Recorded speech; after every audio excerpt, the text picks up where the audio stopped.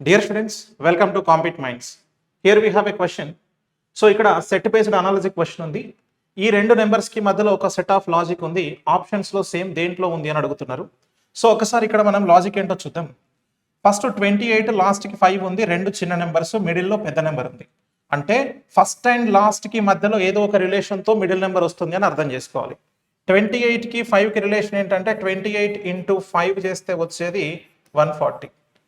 So next same as 41 into 13 చేస్తే వచ్చేది 533.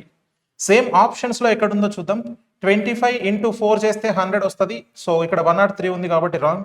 So 1కి 22కి ఇంటూ 1 చేస్తే 22నే రావాలి, రాంగ్.